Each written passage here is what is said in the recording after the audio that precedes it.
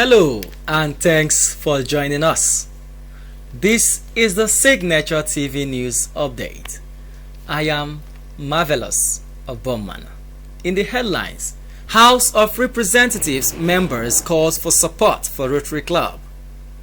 Kano Assembly suspends state's anti-corruption boards.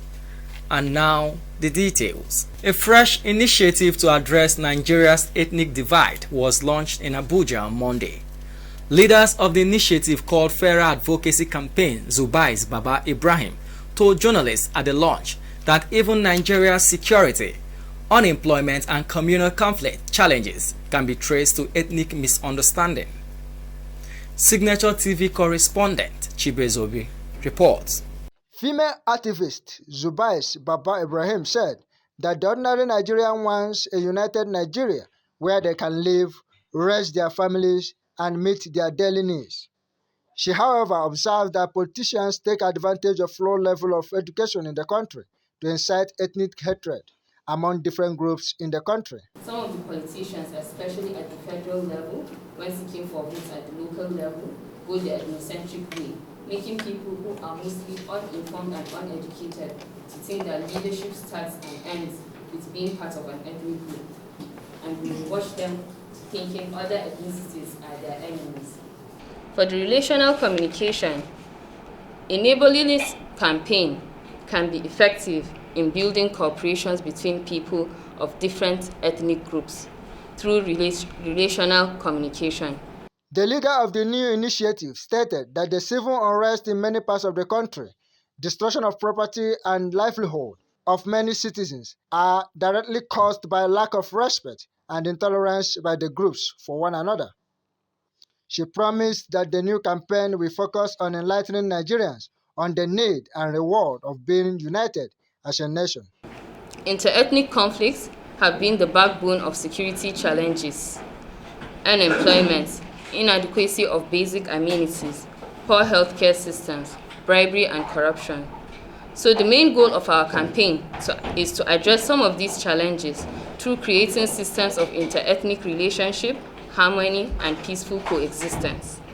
A representative of Penlight Center for New Media, one of the non-governmental organizations which were at the launch, Bello Safia promised to deploy some of the resources he gets from the Makato Foundation to support the new campaign.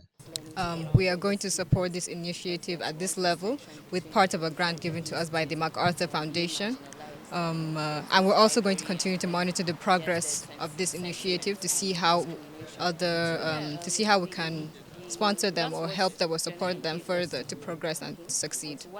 The Fairer Advocacy Campaign aims to mobilize the youth across Nigeria to reject ethnic divide, a challenge which seems to create misunderstanding in many spheres of Nigerian life.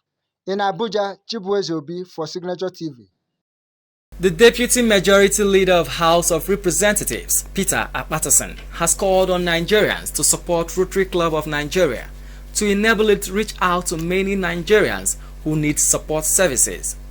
He stated this at the investiture ceremony of the Karu Housing Estate Rotary Club, Abuja, on Sunday. Again, Signature TV correspondent Chibezobi attended the ceremony and now reports. The majority leader, in his goodwill message, stated that there were many Nigerians across the country who need support services. He stated that one of the best ways to reach out to this population was to invest and support the Rotary Club of Nigeria, who are devoted to extending and providing these support services to the masses. Patterson therefore called on Nigerians to provide financial support to the club to enable it provide these support services, as the club was a reliable platform. The club needs the support of everybody. I want to, on behalf of the new leadership of this club, to appeal to each and every one of us here to be party to the process of supporting these poor people in Nigeria.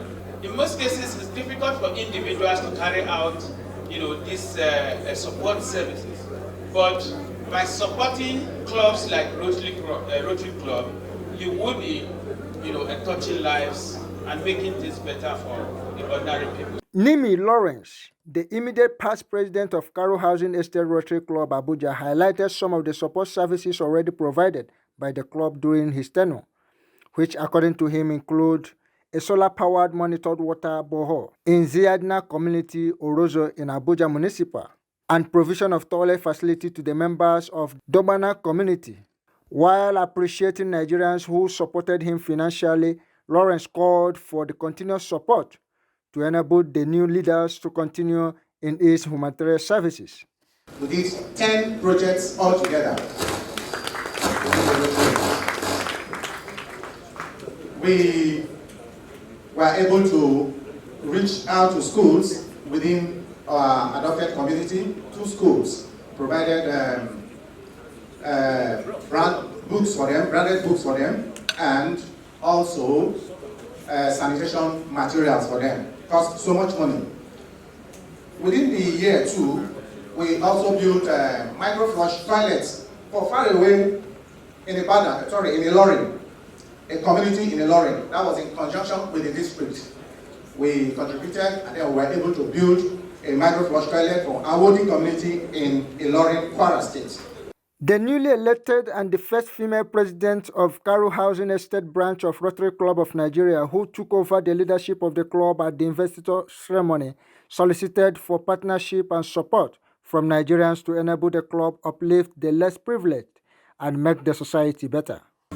We cannot really achieve this giant stride we are hoping for alone without the support of each and every one of you present here today. We have our projects well detailed out, which cuts across the 7 focus areas of Rotary International on our projector. We are soliciting for your support today and any other day, so please answer us when we call on you so that together we can help the less privileged among us and help the society become a better place. The investiture ceremony was to inaugurate the newly elected leaders of the club for the next 1 year. And I'd like each of you to call your name. I solemnly swear to put my best into the club and achieve the best for the club this year. So help me God. Thank you. The ceremony had in attendance many prominent Nigerians, including Honorable Luke Onyefok, the Chairman, House of Reps, Committee on Judiciary. In Abuja, Chibuezobi for Signature TV.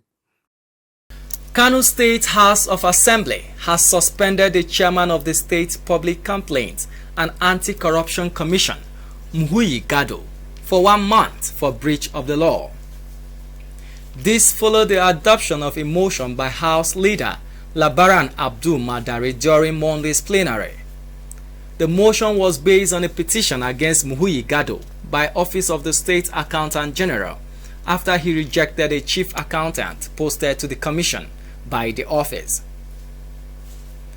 The petition alleged that the chairman appointed a grade level 4 officer to serve as the accountant of the commission, contrary to the law. After a series of deliberations, the House resolved to suspend the chairman for a period of 1 month to allow for a thorough investigation on the matter.